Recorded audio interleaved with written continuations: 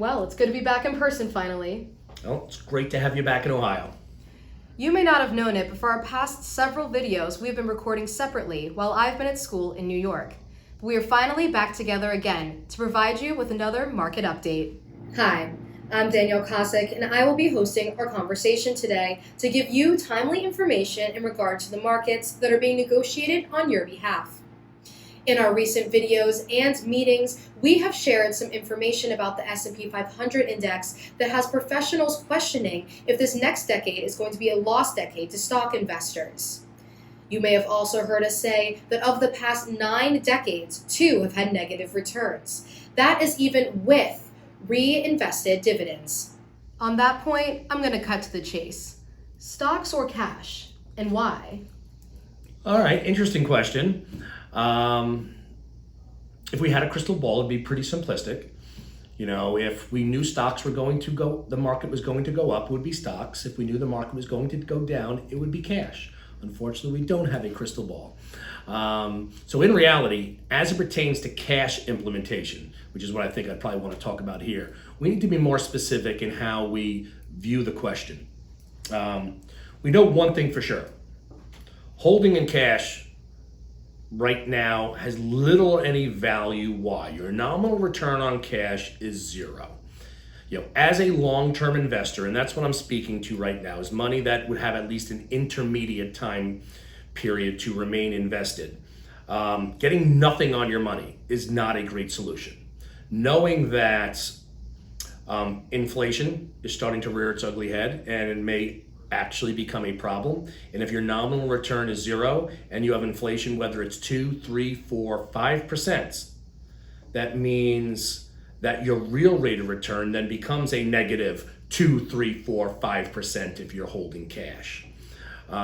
So when I said before the question, it's sort of talking to, I first start, where does the money come from? So it's 2 parts to this, where the money comes from. Somebody just sold a business. I'm going to be very hesitant. Or they're taking money out of the bank, that they've generated by saving, and they want to give a large sum of money. I'm going to be very cautious and measured in how I'd want to go about investing that money at what you've all heard me say, a rather frosty or expensive market. So in that particular instance, I may use volatility to implement that money over time, but it's almost impossible to hold out and to know if it's going down when that bottom is. So you know about dollar cost averaging. I'm a huge proponent of personalized dollar cost averaging, which simply does not mean buying on the same date every month. It means buying on dates when the market has had, whether it's a 2 or 4 or 6% pullback, okay? The second, of course, which feeds into this, is when will I need this money? Okay, if the money's coming over from a rollover, I'm probably not going to be overly measured. What I mean by a rollover, it's coming from a prior 401k. If it was in a prior 401k, it was probably already invested.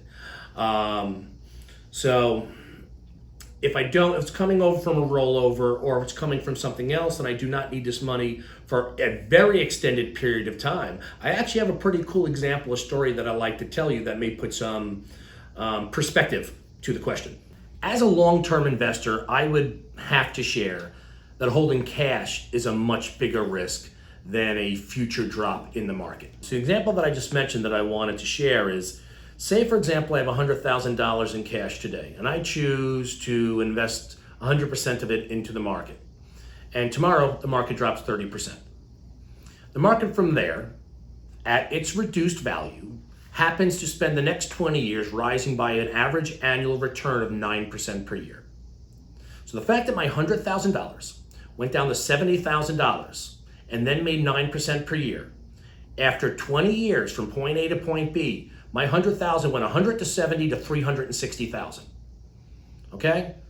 What would that look like in a straight line type of return? A straight line type of return, 100 to 360 over 20 years, would be a 6.6% rate of return. What is the conclusion? In today's ultra low interest rate environment, and the concept of what is known as TINA, there is no alternative. Averaging 6.6% over 20 years and not trying to market time probably holds a lot more validity than sitting in cash at zero and hoping that you can find a bottom at some time that you have no time when that may be in the future. You've talked quite a bit recently about how the S&P 500 index has significantly outperformed over the last several years versus the multitude of other investment categories that exist, and that this should then temper our forward expectations for performance as the potential exists for a rotation of top performers. If the S&P 500 is comparatively expensive, what are some other potential investment categories that have shown a propensity to outperform when the S&P 500 is in a slump? Very good question. So in essence, it's something that I deal with every day, all day, and that's looking for the goal of creating diversification. You want to look for non-correlating assets. So some of those historically have been emerging markets, commodities, gold is a great example, and even small cap stocks here in the US. Of these, are any of them of good value today? Commodities and emerging markets for sure. Now, what data supports the idea that emerging markets and commodities stand the possibility to once again best the S&P 500 index in this period of time? Some of the things that you're all hearing on the news. It's something that I've been paying very close attention to for a while. And I talk a lot about three components to making investment selection decisions. And you have valuations, you have economic conditions, and you have momentum. So as it pertains to on valuations, I can speak specifically to how on a historic basis, whether it should go back to past 20 years or you go back to past 60 years, commodities have never in a comparative sense been as inexpensive as they are today versus large cap US stocks. In emerging markets, for the past 20, because really you don't have that much data on China, Brazil, and India stocks. So over the past 20 years of data that we have, it comes back and says the same thing. To economic conditions, as I was speaking before about hearing in the news, obviously well aware of how actively involved from both a fiscal and a monetary standpoint the US government has gotten, and which has led to unprecedented debt to GDP levels and deficits. I used to talk about other countries, but now the US the same. And concerns and expectations of rising inflation. Those are both economic conditions that historically will be a significant headwind or weight on the dollar. And when the dollar is low, historically you will see significant outperformance from emerging markets. Why? Because you'll see asset flow exiting our shores, going to other shores, and when you have smaller emerging market type economies, what we would deem to be relatively small money moving onshore, if that money moves offshore and goes to these countries, it could be massive booms for their not just their economies, but their currencies, and something we saw in a huge extent at the turn of the century. The last one is momentum. And we have just seen magnificent underperformance for emerging markets and commodities for especially the past 10 years. You don't buy just because something's down. You need a trigger point for entry to create some level of momentum. In these next few charts, you're going to see sort of a point. The first chart here is the performance of gold in comparison to US stocks. When you see the line trending down, that's gold outperforming US stocks. So we all know some of the worst performing periods in the history of our stock market was right after the Great Depression of the 1930s. And look at that magnificent outperformance of gold, which actually means people were not only not losing money during that period that were investing in a commodity like gold, but they were actually making money.